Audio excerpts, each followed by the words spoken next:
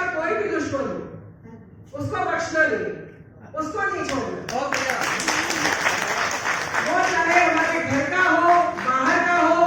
देखिए, जो विदेशी है, जो बाहरी ताकतें हैं, उनसे लड़ने के लिए हमारी आर्मी खड़ी है। और मैं आपको बता दूं कि मैं एक आर्मी ऑफिसर की ही बेटी हूँ। मेरे पिता आर्मी ऑफिसर है और 60 to 65 वॉर लड़ी है मेरे फादर ने, इंडो पाक और इंडो चाइना।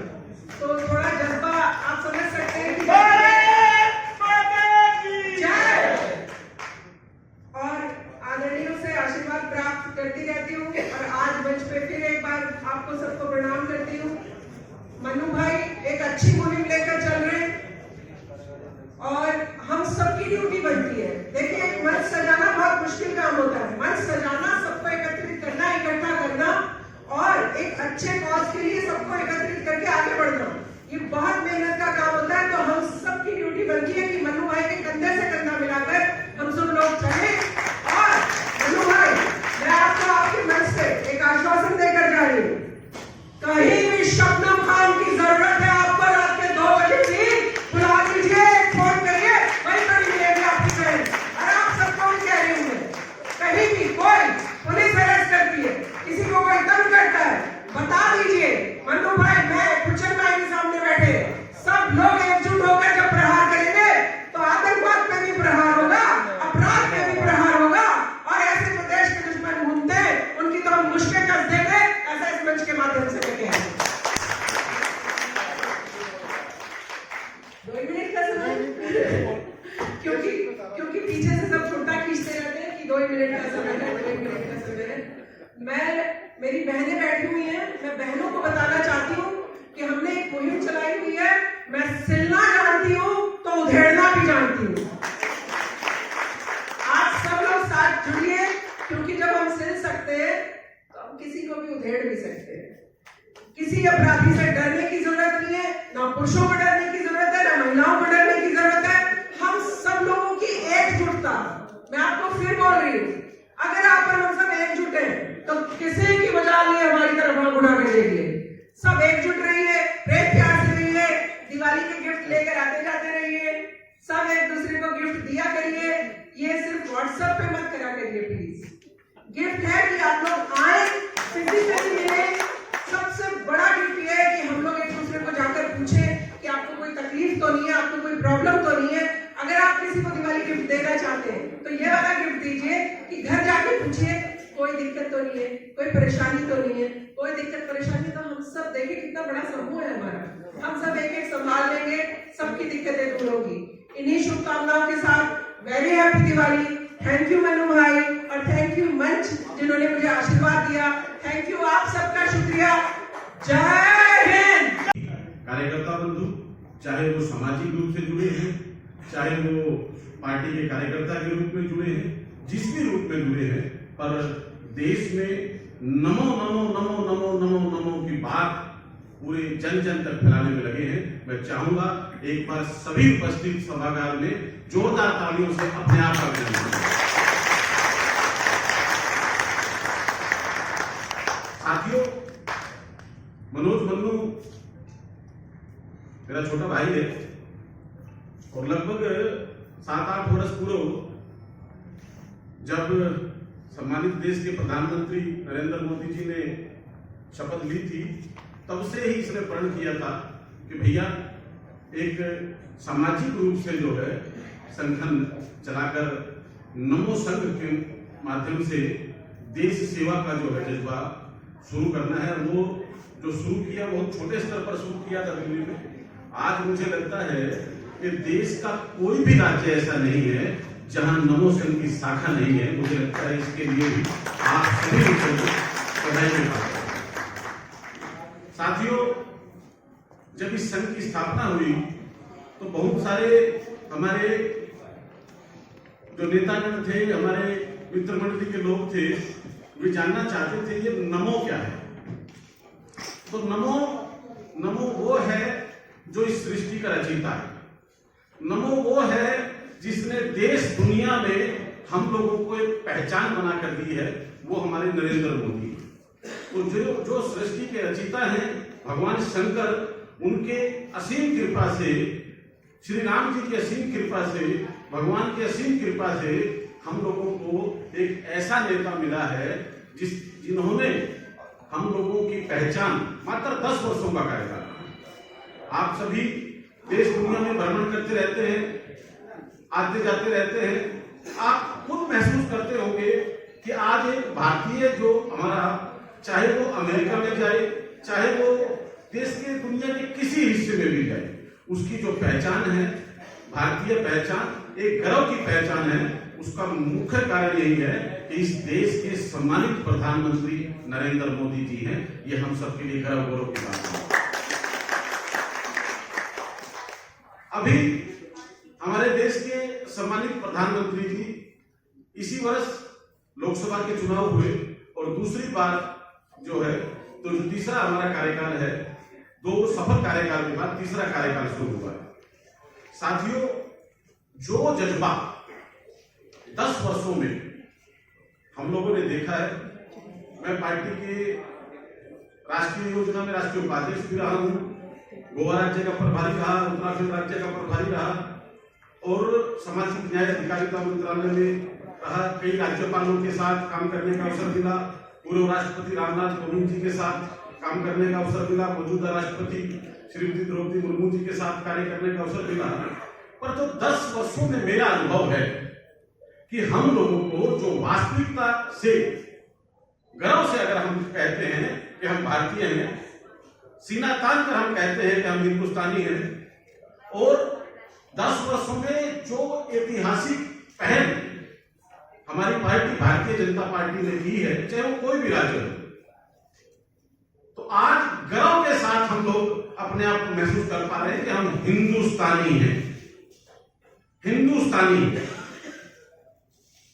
और साथियों, गर्व होता है कि जब हमारा गार्जियन, हमारे देश का गार्जियन, हमारे देश का प्रधानमंत्री दुनिया के किसी हिस्से में भी जाता है तो उसके विषयों के समाचार बनते हैं।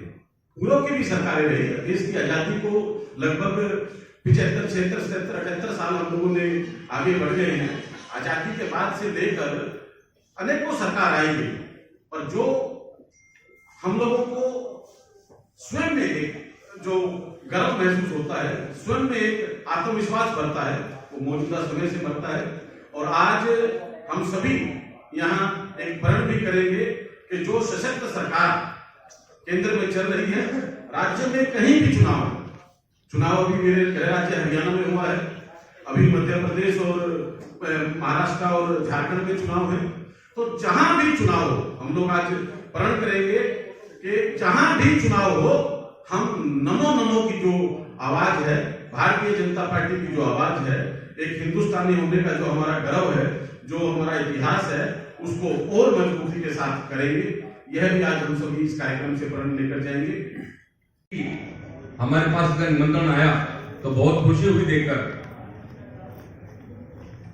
आज इस प्रकार यहाँ सम्मानित मंच पर हमारे सभी बहुत ही वरिष्ठ, इनमें से परम पूज्य हमारे सत्यनारायण जैटे साहब को मैं देख रहा हूं, इनके सानिध्य में पहले भी हमें काम करने का मौका मिला।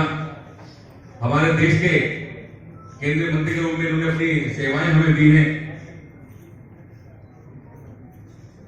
और आप सब तो हमारे सामने यहाँ बैठे हुए हमारे नमो संघ के पदाधिकारी हैं, आप सभी के चरणों में नतमस्तक होते हुए साथ साथ अपने सभी मंचासीन जो हमारे वरिष्ठ समाज सेवी हैं, इन सबको भी सादर नमन करते हुए, देखिए इस देश की जो परंपरा है, क्योंकि भारत देश का बहुत ही विचित्र इतिहास है। यहां अगर हम 10 किलोमीटर दूर जाते हैं तो वहां कहीं ना कहीं भाषा बोली में हमें चेंज नजर आता है। यहां तक कि वहां का जो पानी है उसमें भी फर्क नजर आता है। बहुत सारी विविधताएं हैं, लेकिन फिर भी हम ये महसूस करते हैं कि इतनी सारी अनेकताओं में भी हमें एकता का माहौल देखने को मिलता है। इस मंच के माध्यम से बस यही एक तरह का संदेश तो मैं नहीं कह सकता, क्योंकि बहुत सारे हमारे सीनियर नेता लोग भी और समाज सेवी उपस्थित हैं, उन्होंने अपने संबोधन में बता भी दिया और शायद बताएंगे भी, हम सबको एकता के सूत्र में रहकर ही समाज सेवी के रूप में काम करना चाहिए। मेरा भी परम सौभाग्य रहा कि बाल स्वयं सेवक के रूप में ही ये सारा कार्य करने का मौका मिला। आज आप सबके आशीर्वाद गांव से अगर मैं दिल्ली सफाई कर्मचारी आयोग जो एक संवैधानिक संस्था है उसका चेयरमैन हूं, अगर मेरा चपरासी मेरे सामने आता है या कोई छोटा बच्चा भी सामने आएगा तो मैं उसके नाम के आगे जी लगाता हूं जरूर, क्योंकि मेरे कामों में आज तक वो शब्द सुनाई देते हैं। जब सुबह सुबह माननीय शुक्ला जी या रमाकांत शर्मा जी दरवाजे पर खटखटाते थे कि संजय जी शाखा का समय हो गया, आप चलिए वहां पे, उन्होंने सारे संस्कार दिए और उन संस्कारों की बदौलत ही आज देश के लाखों लोग जानते हैं, हम उनकी इज्जत करते हैं, वो हमारी करते हैं। बहुत सारे संस्कार उन्होंने दिए।